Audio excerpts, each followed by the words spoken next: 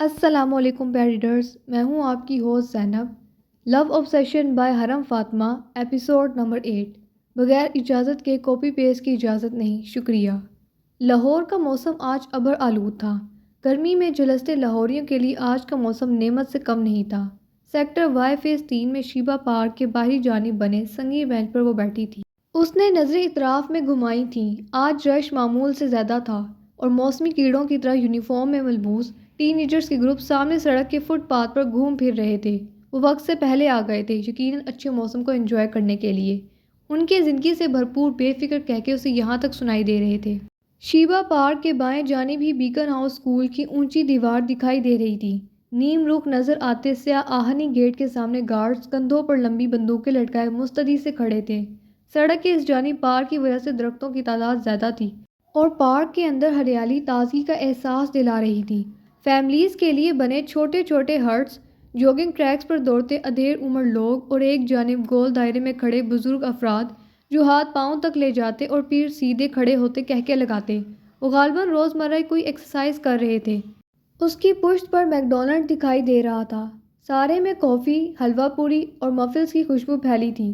گاڑیوں اور وینز کے ہارنز کی آواز کانوں کو ناگوار لگ رہی تھی، بلکہ ان سے اٹھتا دھواں دیکھ اسے شدت سے احساس ہوا تھا لاہور میں سانس لینا موت سے کھیلنے کے مترادف تھا۔ سرمئی رنگ کے ٹریک سوٹ میں ملبوس وہ مجسمے کی طرح ساکت بیٹھی تھی۔ سرخ بال سیدھے کیے اونچی پونی ٹیل میں مکید تھے۔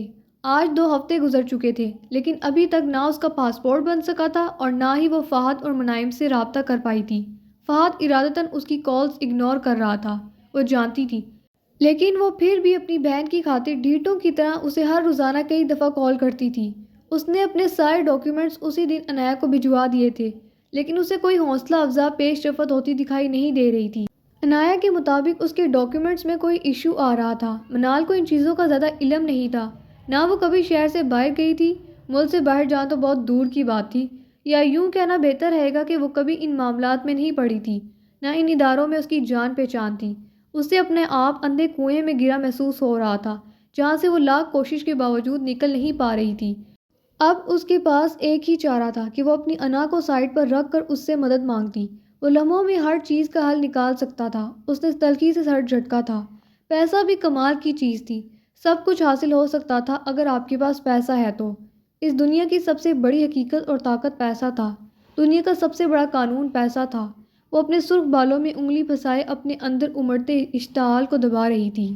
ہاں، مجھے اس سے مدد مانگنی ہی ہوگی۔ اس کے علاوہ میرے پاس کوئی راستہ نہیں ہے۔ میں مزید انتظار نہیں کر سکتی۔ بینچ سے اٹھتے ایک طرف گاڑیوں کے ساتھ پارک ہوئی اپنی بائک کی طرف بڑھی تھی۔ اپنے کمرے میں شیشے کے سامنے کھڑے ہوتے اس نے ایک تنقیدی نظر اپنی تیاری پر ڈالی تھی۔ سیاہ رنگ کی بیل بوٹم پینٹ کے اوپر وہ مسٹرڈ کلر کی ٹی شرٹ میں ملبوس تھی۔ منال کی گمشدگی کسی ٹیومر کی طرح اس کے ذہن پر موجود تھی۔ وہ اس مسئلے کا حل نہیں نکال پا رہی تھی۔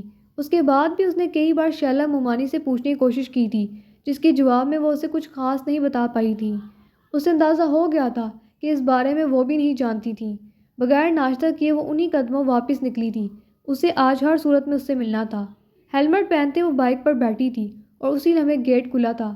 منور صاحب کی گاڑی گیٹ سے اندر داخل ہوئی تھی، جسے نظر انداز کرتی وہ زن سے ان کے قریب سے اپنی بائک لے گئی تھی۔ وہ غالباً کسی پارک سے لوٹ رہے تھے۔ انہوں نے گردن ترچھی کر کے ناگواری سے اسے دیکھا تھا۔ فل سپیڈ سے جاتی بائک نے کافی لوگوں کو اپنی طرف متوجہ کیا تھا، جو اسے حیرانگی اور غصے سے دیکھ رہے تھے۔ وہ اپنے ساتھ ساتھ دوسروں کی جان کو بھی خطرے میں ڈال رہی تھی۔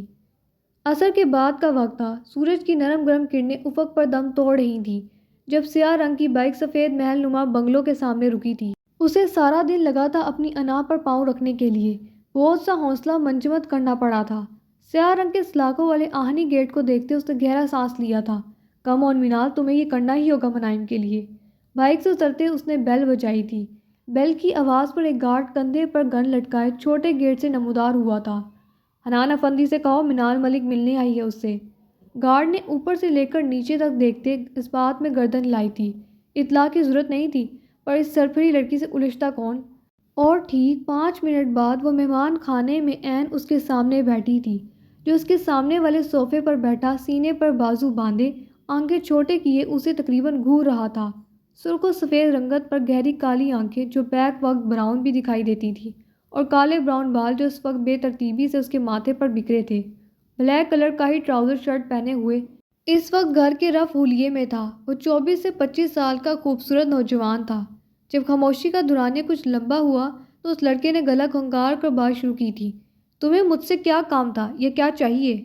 اس کے چہرے پر برہمی کے آثار تھے جسے اس نے چھپانے کی کوشش بھی نہیں کی تھی۔ ماتھے کے بل نمایاں تھے۔ مجھے؟ وہ رکی تھی۔ مجھے اپنا پاسپورٹ بنوانا ہے 1-2 دن کے اندر، اور تم اپنے اثر و رسوخ استعمال کر کے بنوا سکتے ہو، میں جانتی ہوں۔ پلیز اس کے بدلے جو تم چاہو گے وہ میں کرنے کو تیار ہوں۔ شروع میں اس کا لہجہ حکمیہ تھا، لیکن اختتام تک اسے یاد آ گیا تھا وہ مدد مانگنے آئی تھی۔ اس نے آنکھیں بھیجتے ایک ہی سانس میں کہہ دیا تھا۔ وہ اچھی طرح جانتی تھی اس کے بدلے میں وہ کیا مانگے گا۔ سامنے بیٹھا نوجوان چونکا تھا، پھر اس کے چہرے پر حیرانی چھائی تھی اور چند سیکنڈ بعد اس کے ہونٹوں پر کمینی سی مسکراہٹ دوڑی تھی۔ کچھ بھی کرنے کو تیار ہو؟ اس نے سوالی انداز میں پوچھ کر آئی برو چکایا تھا۔ ہاں، کچھ بھی، منال نے دانت پیستے اسے گھور کر دیکھتے کہا تھا۔ اور تم جانتی ہو میں تم سے کیا چاہتا ہوں؟ تمہارا کام 2 دن کے اندر ہو جائے گا، لیکن وہ صوفے پر سے کھڑا ہوا تھا۔ وہ دراز قد کا تھا۔ مجھے اپنا کام ابھی پورا کرنا ہے۔ اس نے آگے بڑھتے اس کے سامنے اپنی چوڑی ہتھیلی پھیلائی تھی۔ منال نے گردن اٹھا کر سرد آنکھوں سے اسے گھورا تھا۔ اس کی بوڑھی آنکھوں میں پانی چمکا تھا۔ دانت کچکچاتے اس نے اپنا ہاتھ اس کی چوڑی ہتھیلی پر رکھا تھا، مسلسل اسی پر ہی نظریں ٹکائے کھڑا تھا۔ اس کے تاثرات پر مسکراہٹ سمٹی تھی، چہرے پر شرمندگی پھیلی تھی، لیکن پھر اس نے مسکرا کر ہتھیلی بند کرتے ہوئے اندر کی جانب قدم بڑھائے تھے۔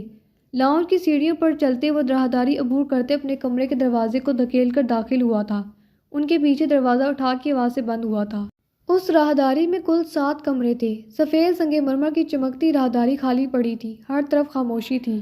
سفائر میں موجود سیاہ سفید فلیٹ میں اس وقت خاموشی چھائی تھی۔ معمول سے ہٹ کر فلیٹ میں آج قدرتی روشنی داخل ہو رہی تھی۔ گلاس وال کے سیاہ پردے ہٹے ہوئے تھے۔ باہر کا موسم ٹھنڈا دکھائی دے رہا تھا۔ سورج نہیں نکلا تھا، لیکن اس کی مدھم روشنی ہر طرف پھیلی تھی۔ وہ ایل شیپ بنے سفید دیوان پر کھڑکی کی طرف رخ کیے بیٹھی تھی۔ ہونٹوں پر ہلکی سی مسکراہٹ تھی۔ لاؤنج کے صوفے جو منائم کو کافی پسند بھی آئے تھے، اس کا اچانک بدل جانا عجیب تھا، لیکن اس نے اس بات پر کبھی غور نہیں کیا تھا۔ وال گلاس سے بلڈنگ کے گیٹ کا منظر صاف دکھائی دے رہا تھا جب اس نے گیٹ سے سیاہ رنگ کی مرسیڈیز کو انٹر ہوتے دیکھا۔ گاڑی کے پیچھے آتی گارڈز کی گاڑیاں باہر ہی رک گئی تھیں۔ وہ اس گاڑی کو پہچانتی تھی۔ ہونٹوں کی مسکراہٹ گہری ہوئی تھی۔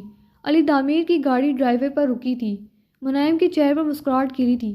وہ جانتی تھی وہ اسی کا انتظار کر رہی تھی۔ یہ اس کا پچھلے 2 ہفتوں کا معمول تھا۔ وہ لنچ کرنے کے لیے آتا تھا، نہیں، وہ اس کے ساتھ لنچ کرنے کے لیے آتا تھا۔ یہ وہ قیمتی وقت تھا جو وہ منائم کے لیے نکالتا تھا۔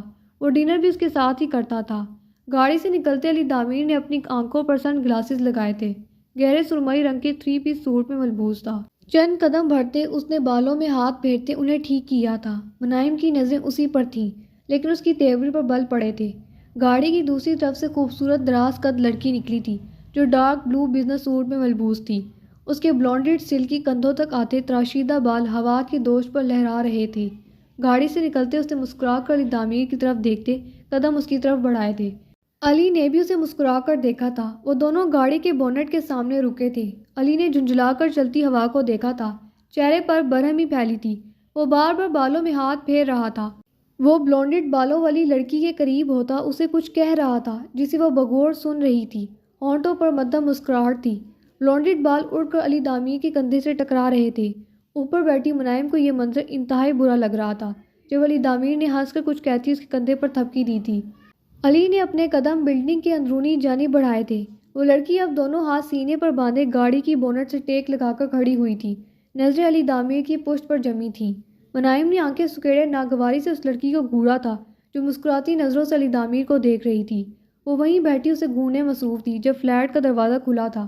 مخصوص قدموں کی آواز خاموشی میں گونجی تھی۔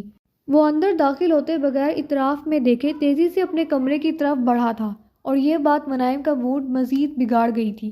ہمیشہ وہ گھر آتے پہلے اس کے پاس آتا تھا، مگر آج ایسا نہیں ہوا تھا۔ حالانکہ آج وہ سامنے کھڑی تھی اور وہ اسے نظر انداز کرتے اپنے کمرے کی طرف چلا گیا تھا، اور ٹھیک 5 منٹ بعد وہ اپنے کمرے میں کچھ فائلز لیے باہر نکلا تھا جب اس کی نظر سامنے لاؤنج میں کھڑی منائم پر پڑی تھی۔ ہیلو لٹل ون، وہ مسکرا کر کہتا اس کی طرف بڑھا تھا۔ آج میں لنچ گھر پر نہیں کروں گا، ریسٹورنٹ میں بزنس میٹنگ ہے، میں لنچ باہر کروں گا، وہ عجلت میں کہتا مڑا تھا۔ اور ہاں، اور کچھ یاد آنے پر اپنے قدم واپس موڑے تھے۔ شاید رات کو دیر سے آؤں، انتظار مت کرنا ڈنر پر۔ وہ نرمی سے اس کا گال تھپتھپاتا مڑا تھا۔ وہ پریشانی اور حیرت کے ملے جلے تاثرات سے اس کا چہرہ دیکھ رہی تھی۔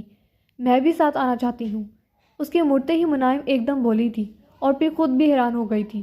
وہ تو ایسا کچھ نہیں کہنا چاہتی تھی۔ اسے باہر جانے سے ڈر لگتا تھا کہ فہد یا وہ لوگ جن سے وہ اس رات بچ کر بھاگی تھی وہ بھی تو اسی شہر میں تھے۔ وہ کہیں اسے ڈھونڈ نہ لیں یا اسے پہچان نہ لیں، یوں ہی چلتے پھرتے سڑکوں پر یا کہیں اور۔ اس کا بہترین حل یہی تھا کہ وہ گھر سے باہر ہی نہ نکلتی۔ علی دامیر انہی قدموں پر واپس مڑا تھا۔ اس کی نظروں میں حیرانی تھی، جبکہ منائم اسے دیکھتے مسلسل اپنے ہونٹ چبا رہی تھی۔ تم آ کر کیا کرو گے لٹل ون؟ یہ بزنس میٹنگ ہے اور تمہیں ہمارے کھانے بھی نہیں پسند، اس نے تھوڑی فکر مندی سے کہا تھا۔ نہیں، کوئی بات نہیں، میں بالکل بھی بور نہیں ہوں گی، مجھے ایک گھٹن محسوس ہو رہی ہے یہاں پر۔ اس نے اپنی نظریں ارد گرد دہراتے بہانہ گھڑا تھا، اور ایسا کرتے اس کے چہرے سے صاف ظاہر ہو رہا تھا کہ وہ جھوٹ بول رہی ہے۔ علی دامیر نے اسے دیکھتے نچلے لب کا کونا دانتوں میں دبا کر اپنی مسکراہٹ ضبط کی تھی۔ آر یو شور؟ اس نے دوبارہ تصدیق چاہی تھی۔ اس نے تیزی سے اس بات میں سر ہلایا تھا۔ مسکراہٹ ضبط کرتے علی دامیر نے بھی اس بات میں سر ہلایا تھا۔ اوکے جاؤ، جلدی سے ریڈی ہو جاؤ، میں لیٹ ہو رہا ہوں، لب دانتوں میں دباتے اس نے سنجیدگی سے کہا تھا۔ اس کا مثبت جواب سنتے ہی وہ کمرے کی طرف دوڑی تھی۔ اس کی پشت کو دیکھتے علی دامیر گردن پیچھے گرائے کھل کر ہنسا تھا۔ آنکھوں کی چمک مزید بڑھی تھی۔ Good job! گہرا سانس بھرتے اس نے خود کو داد دی تھی۔ 10 منٹ بعد وہ تیار ہو کر باہر نکلی تھی۔ ڈارک بلو کیپری پر ڈارک بلو ہی شارٹ فراک، جس پر سرخ رنگ کے چھوٹے چھوٹے پھول بنے تھے، بلو کلر کے سادہ دوپٹے کو بے ترتیبی سے گلے میں ڈال کر کھڑی تھی۔ بھورے بال پشت پر بکھرے تھے۔ ڈارک بلو کلر میں اس کی سفید بے داغ رنگت نمایاں ہو رہی تھی۔ اسے تیار دیکھ علی دامیر کی آنکھوں میں ستائش ابھری تھی، لیکن اس کے گلے میں بے ترتیبی سے جھولتا دوپٹہ دامیر کو پسند نہیں آیا تھا۔ چلیں؟ وہ کافی پرجوش اور گھبرائی سے دکھائی دے رہی تھی۔ یس آف کورس، مسکرا کر کہتے وہ اس کی طرف بڑھا تھا۔ دوپٹے کو پکڑتے اس کا سر اور سینہ ڈھانپ دیا تھا۔ اس کا سفید ہاتھ اپنے مضبوط ہاتھ میں پکڑتے ہوئے باہر کی طرف بڑھا تھا۔ مدھم نرم سی مسکراہٹ مسلسل اس کے لبوں پر رقصا تھی۔ یہ سب کچھ بہت انوکھا اور نیا تھا۔ دل میں خوبصورت احساس سر اٹھا رہے تھے۔